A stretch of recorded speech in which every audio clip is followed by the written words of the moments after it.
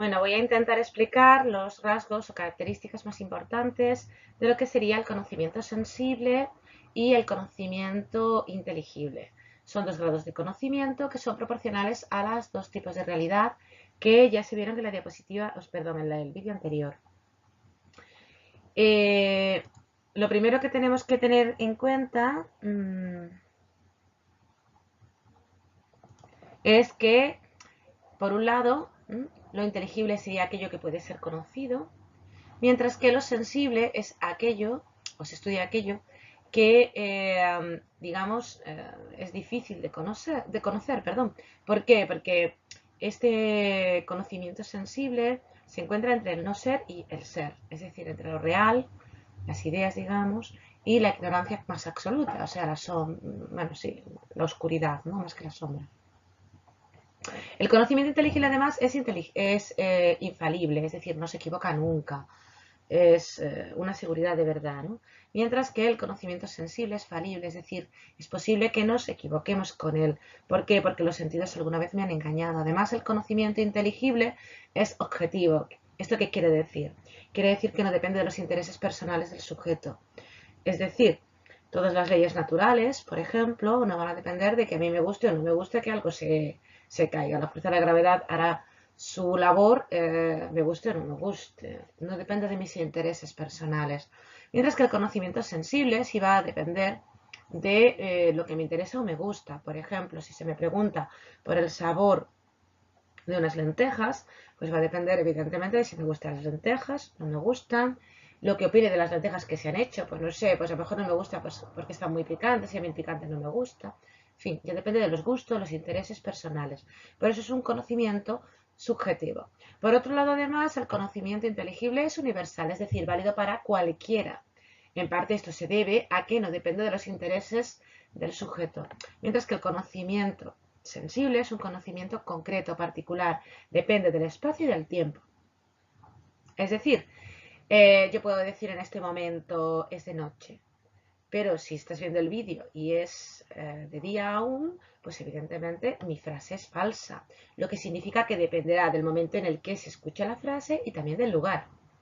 Puede que ahora mismo, cuando yo estoy diciendo esta frase, cuando son aproximadamente las 9 de la noche, aquí, pues a lo mejor en otro sitio, en otra parte del globo terráqueo, es de día. Entonces, evidentemente, el lugar importa, no solamente el tiempo, sino también el lugar.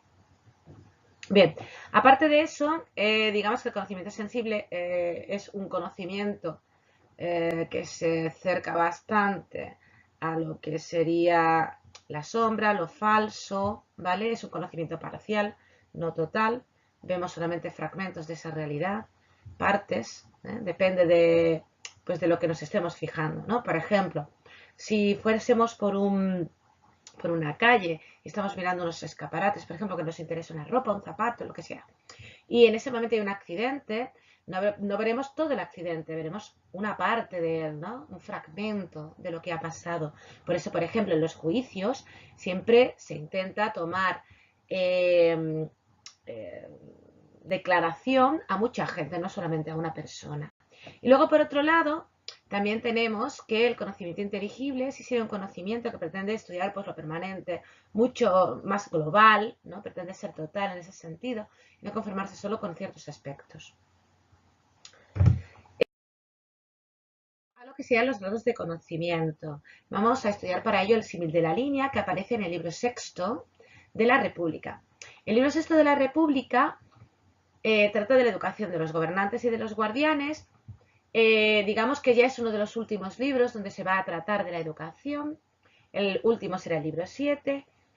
Y lo que pretende Platón en el símil de la línea es hacer una especie de imagen o resumen de todos los grados de conocimiento por los que debe pasar los diferentes moradores del Estado, perfecto, la polis, la república, para saber qué lugar van a ocupar en ese Estado. Este recorrido, que ha sido ampliamente explicado, pues digamos que hay que hacer un pequeño resumen, una especie de repaso, ¿no?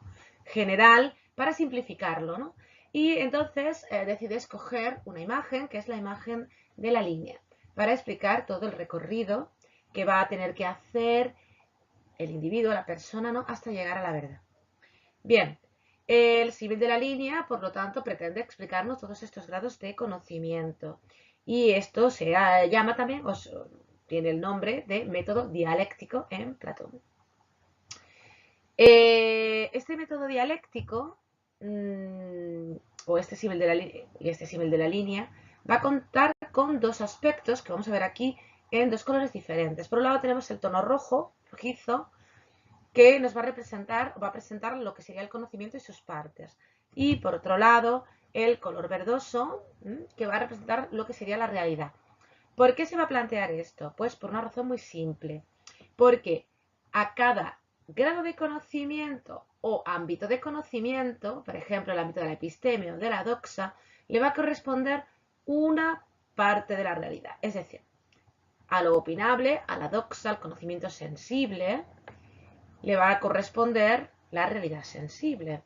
Al conocimiento inteligible, racional, le va a corresponder el mundo inteligible. ¿Vale? Bien, aparecen además, como veis aquí, dos flechas, una hacia arriba y otra hacia abajo. Esto es el recorrido que básicamente va a hacer todo individuo. Uno es de ascenso, que veis aquí, y que se basa en el recuerdo, es decir, conocer es recordar. Vamos ascendiendo hasta llegar a la idea de bien. Vamos desde la oscuridad hacia la luz, a la claridad. Desde la ignorancia hacia la verdad, hacia la idea de bien. Y una vez que llegamos aquí a la idea de bien, nuestro deber ético es volver para rescatar a alguien que se encuentre en las sombras. Bien. Evidentemente nos encontramos, como veis, con los dos ámbitos de conocimiento, a lo que le corresponde de manera proporcional dos ámbitos de realidad, a lo que le corresponde dos modos de conocimiento, ya sea la doxa, ya sea la episteme. Bien, vamos a ver el primero. El primero con el que nos encontramos, primer grado, es la eicasía o imaginación, que se corresponde, como veis, con una parte de la realidad, que serían las imágenes o iconos. Por encima estaría la pistis o creencia, que se va a corresponder con los seres naturales y artificiales. Recordemos que la pistis o creencia es un conocimiento basado en la experiencia directa, mientras la imaginación se basa en una experiencia de manera indirecta o recibida de forma indirecta. Ya en el ámbito de lo inteligible nos vamos a encontrar, por un lado, el conocimiento matemático dianoia, que usando la razón discursiva va a intentar acceder a los objetos matemáticos, y por otro lado, lo que va a ser la dialéctica, que es un grado de conocimiento noético, noesis, ¿vale? Que le va a corresponder, como se puede ver ahí, el conocimiento de las ideas. ¿De acuerdo? Bien, pues básicamente estos son los diferentes grados de conocimiento que más adelante vamos a ver de manera más detenida, para explicarlo mejor. Bien, los conocimientos se relacionan con el mito de la línea, es decir, de la caverna, perdón. Es decir, el símil de la línea se relaciona con el mito de la caverna. Y ahora lo vamos a ver. Tenemos aquí una tabla comparativa donde aparece en este lado, ¿vale?, de la caverna, y en este el símil de la línea. Bien, como veis, además aparecen líneas distintas que nos van a servir para ir distinguiendo los diferentes grados de conocimiento, que lo vamos a ver además en distintos colores. Bien, vamos a ir por los ámbitos en general. Tenemos el ámbito de la episteme, que estaría aquí, ¿vale? Y el de la doxa, que sería la parte inferior. ¿Lo veis, no? Vale.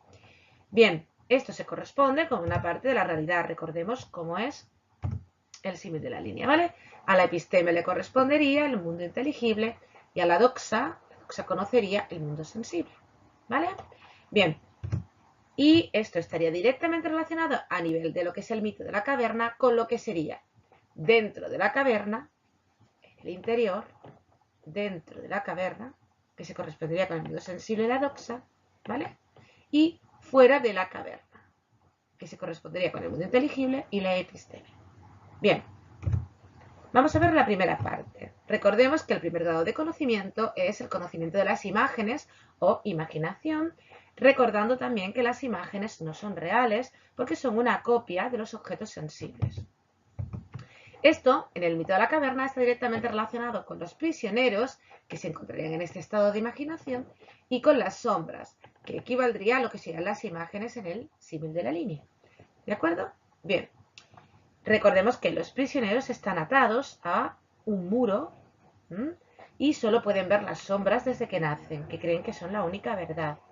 Bien, el siguiente nivel estaría formado por lo que sería la creencia o pistis, y es el nivel en el que conocemos, ¿vale?, los seres naturales. Tenemos ya una experiencia directa. Esto se relaciona con el mito de la caverna cuando el prisionero se le da la vuelta, ¿vale?, y puede percibir lo que es el tabique y en cierto modo ve el fuego. En este momento el prisionero se queda deslumbrado. ¿Por qué? Porque acostumbrado a las sombras, al darle la vuelta, la luz es más fuerte y por lo tanto no ve bien. ¿A qué se refiere todo esto? Pues a lo que es el esfuerzo que debe hacer toda persona para aprender. Bien, luego tendríamos el conocimiento matemático. El conocimiento matemático al que le corresponde pues los objetos matemáticos.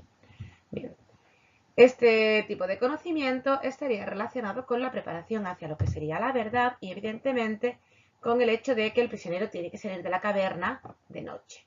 ¿Por qué tiene que salir de la caverna de noche? Porque si no se puede quedar ciego. No podemos enfrentarnos al sol viniendo de toda una vida de oscuridad. Entonces tiene que ser poco a poco. Primero vamos a ver lo que serían las sombras en el agua y los objetos, pero en la noche, que producen más bien sombras. Y una vez que mi vista se vaya acomodando, terminaríamos pues con el conocimiento dialéctico y conocimiento, por tanto, de las ideas, que se correspondería directamente con el acceso a la verdad, que sería esperar a que se haga de día y ser capaz de llegar a ver el sol. ¿De acuerdo? Bien, pues esta sería la relación entre lo que es el mito de la caverna y el símil de la línea. Para entender mejor el mito de la caverna, os invito a que miréis el blog y en el blog, evidentemente, aparece un enlace que os va a llevar pues, a un vídeo sobre el mito de la caverna. Bien, vamos a ver ahora las sombras del mundo sensible. La imaginación. ¿Qué es lo que representa o qué es lo que significa la imaginación? La imaginación es cuando recibimos cualquier tipo de sensación que no es directa, sino que, por ejemplo, nos la cuenta otra persona, ¿vale? Bien, a través de lo que sería la parte auditiva, el oído, a través de la televisión, del teléfono, la radio, porque nos la cuenta de viva voz la vecina, porque los sofistas nos intentan convencer con sus falsos argumentos, etc. Bien, porque se nos presenta a través de imágenes, pues a través de internet, la televisión, la prensa escrita, por ejemplo. Vemos un artículo escrito, pero no hemos visto nosotros el hecho directamente. Eso también sería imaginación. Los carteles publicitarios, etc. ¿De acuerdo? Bien. Pero además también estaría aquí el arte, es decir, la pintura, la escultura, la fotografía, la literatura. ¿Por qué? Porque usa la emoción para intentar convencernos de las ideas que pretenden transmitir. Bien. El estado de imaginación, ¿vale? Es aquel en el que todos somos esclavos, ¿vale? Los esclavos que están en el mito de la caverna son todos aquellos que aceptan las cosas que se le dicen porque las dicen otras personas que suelen tener autoridad, bien porque siempre se ha hecho así, lo que se llama la costumbre, bien por miedo o por comodidad, ¿vale? Y todo esto son falacias, es decir, argumentos mal construidos, que no puede aceptar Platón de ninguna de las maneras, ¿vale? Y el hecho de que seamos esclavos se debe en gran parte a que estamos encadenados. Encontrarse en el mundo sensible y no ser capaz de salir de él, sobre todo encontrarse en las sombras, es evidentemente pues no ser capaz de pensar en ningún momento por ti mismo, dejándote llevar pues, por lo que dicen otros, ¿vale? Y creerte lo que digan esas otras personas sin intentar ir un poco más allá y pensar por ti mismo y ser crítico. Es creerte el cuento de Blancanieves o Cenicienta o lo que sea y pensar que va a ser cierto. Bueno, pues evidentemente te llevarás una gran decepción. El mundo no es como un cuento, es mucho más complejo. Pues básicamente es un poco de lo que se trata con el concepto de... El siguiente nivel dentro del conocimiento sensible sería la pistis, que en el mito de la caverna se representa con el tabique, ¿vale? Bien, ¿qué sería el tabique? Es el conocimiento que se basa en la experiencia y que podemos adquirir a través, por ejemplo, de un maestro artesano que se lo transmite a su aprendiz. Normalmente eso estaba relacionado con los padres que transmitían su oficio a sus hijos. En cualquier caso, también puede estar relacionado con aquellos que manejan la sombra y que intentan manejar de alguna manera a la mayor parte de la población. Es decir, nos referimos a aquellos que tienen poder político, económico, social, me da igual. La cuestión es que esta gente para Platón no es libre, porque en el fondo, a pesar de que intentan controlar a esa otra parte de la población, a los que viven en las sombras, ellos mismos están siendo controlados por esos valores, por el valor del éxito, del dinero, del poder, etcétera, por lo que tampoco son libres. En este nivel de conocimiento es donde se encontrarían los artesanos productores dentro del estado platónico. Bien. ¿Qué significa que el prisionero se siente deslumbrado? Que el prisionero se siente deslumbrado significa que es muy duro aprender algo nuevo. ¿Por qué? Porque cuando estamos tan acostumbrados a ver las cosas de una determinada forma y a creer que es así, que se nos diga que no lo es, que se nos diga que esa percepción que tenemos es falsa, pues no es sencilla, es complicado. Y es muy duro aprender esto. Los niños pequeños, por ejemplo, no pueden entender muy bien las razones de las cosas. Entonces, por ejemplo, para ellos el cielo es azul porque es lo que mejor pega normalmente con el sol, que es amarillo, ¿no? Una respuesta que a nosotros nos parece absurda en nuestra edad adulta, pero que es la respuesta que va a dar el niño. ¿Por qué? Porque el niño sigue viviendo en un mundo perceptivo, aún no es capaz de entender la abstracción. Por eso no entiende el concepto del color en el cielo explicado desde un punto de vista más complejo, abstracto y científico. Vale, antes de salir de la caverna, y que todavía se encuentra en la doxa el prisionero, lo primero que va a hacer el prisionero es enfrentarse al fuego.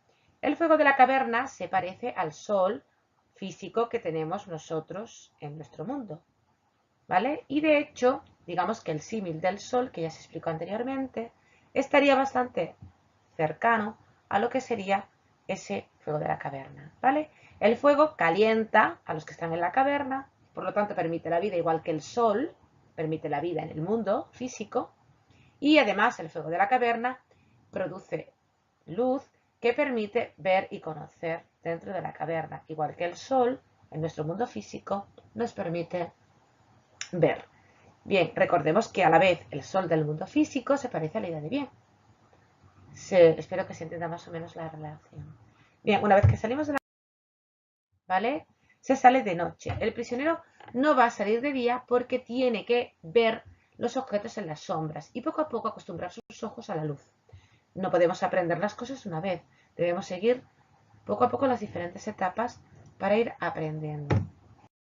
Bien, el conocimiento dianoético o el conocimiento matemático se basa en el uso de la razón discursiva, según la cual partiría de un supuesto o una hipótesis, algo que no podemos probar que sea cierto, pero que el matemático acepta como verdad, y se va extendiendo hasta una conclusión que no es un verdadero principio, que no es una verdad absoluta, y por lo tanto, que está contenido en el supuesto o en la hipótesis, lo que significa que la dianoia o conocimiento matemático no aporta información nueva, ¿vale? Es una ciencia formal, igual que lo va a ser la lógica, y por tanto no nos da información nueva. Por otro lado, también es importante decir que los matemáticos se van a servir para demostrar cualquier tipo de teorema o idea de las imágenes. Las imágenes que son la geometría. Recordemos que en el mundo griego no existe la representación de los números, no existe el 1 como lo representamos nosotros, ni el más como lo representamos nosotros, aunque sí existe el concepto de suma y el concepto de resta, pero no hay manera de representarlo como lo representamos nosotros a nivel matemático.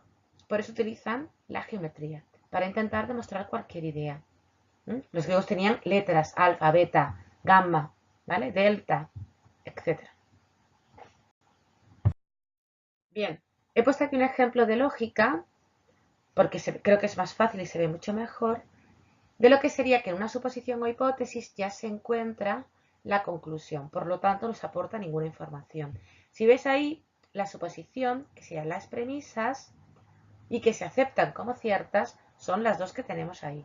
Todos los hombres tienen alas, Juan es hombre, ¿vale? No es un buen ejemplo, es simplemente para que se entienda, ¿eh? Un buen ejemplo sería utilizar una intuición racional. Por ejemplo, el todo es mayor que la parte, es decir, una parte de una mesa es más pequeña que la mesa completa, básicamente.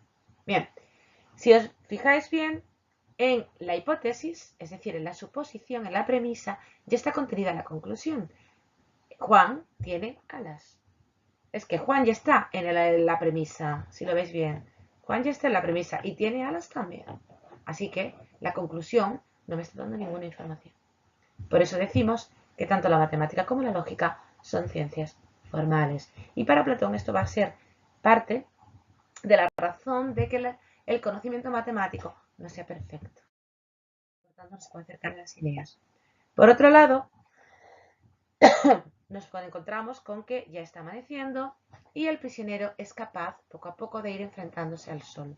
Cuando el prisionero es capaz de mirar al sol cara a cara, es capaz de conocer la idea de bien, sin ningún tipo de problema. Para llegar a esto necesitamos del siguiente grado de conocimiento, que es el conocimiento no ético o dialéctica. Bien, os recuerdo que dialéctica puede ser un grado de conocimiento, que lo tenemos aquí, ¿vale? O también podría ser un método, el método que sería que va siguiendo el alma desde que sale de las sombras hasta que llega a la idea de bien o la noesis, ¿de acuerdo? Bien. El conocimiento noético, la noesis o dialéctica, es un proceso en el que vamos saltando, como si fuera un trampolín, de una idea a otra, ¿vale? Partimos de la idea de belleza, saltamos a la de prudencia, de la de justicia, hasta llegar a la idea de bien, que es la primera idea, ¿vale? No debemos saltarnos ni un peldaño, esto es como si fuera una escalera y fuéramos subiendo, ¿vale? Y pudiéramos llegar hasta el piso de arriba, que es donde está la idea de bien. Una vez que ya hemos llegado, que ya hemos ascendido, nuestro siguiente paso debe ser el descenso. ¿Por qué? Porque hay que deducir de la idea de bien la idea de justicia, de esta la de prudencia, de esta la de belleza y luego descender hasta el mundo sensible para intentar liberar a otro prisionero. La razón de hacer esto es que el que llega a la idea de bien entiende el bien y hace lo correcto. Y lo que debemos hacer es compartir el conocimiento con los demás. Es nuestra obligación ética y debemos, por tanto, cuando volvemos a la caverna, cuando el esclavo liberado vuelve a la caverna a liberar a otro esclavo, como vemos aquí, ¿vale? No ve bien. No ve bien porque viene de la luz y de repente se encuentra en la sombra. ¿Cómo se puede explicar esto? Muy sencillo. Cuando vosotros habéis aprendido, por ejemplo, conceptos matemáticos básicos y si tenéis pues un vecinito, un chiquito joven, un vecinito, un primito o bueno, un hermanito, en fin, no sé. Y tenéis que explicarle una idea tan simple como por ejemplo la multiplicación o una suma, os cuesta muchísimo trabajo porque lo veis evidente, ya lo habéis aprendido y habéis estado a la luz. Por lo tanto, cuando llegáis a la sombra, os sentís muy torpe para poder explicar eso que sabéis. Bien, algo parecido le pasa a nuestro esclavo liberado que viene del sol y al bajar pues no ve bien. Como dice en el mito de la caverna, se le estropean los ojos, ¿no? Eso es lo que van a decir los otros. Bien, ante esta situación los demás que creen que viene un tanto perturbado, bien lo toman por loco, ¿vale? Porque no, al no ver bien pues algo falla o bien desean matarlo, ¿vale? Sobre todo la idea de matarlo nos lo vamos a en relación con Sócrates, ¿vale? Recordemos que Platón, que veneraba muchísimo a Sócrates, está pensando en él, puesto que Sócrates muere por sus ideas, por intentar pues liberar a otros, ¿vale?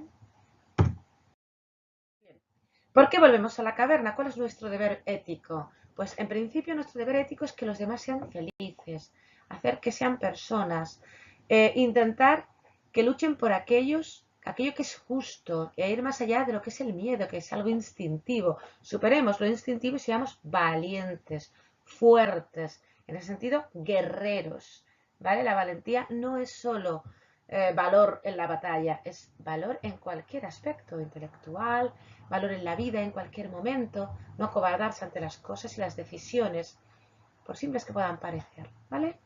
O bien no acomodarse, ¿vale? Intentar no acomodarnos, buscando siempre aquello que sea lo mejor para todos. Y luego intentar buscar algo que sea o vaya más allá del interés personal, ¿eh? Buscar un bien general para todos. Luchemos por lo que es justo para la mayoría, para todo el mundo y no solo para mí. ¿Eh?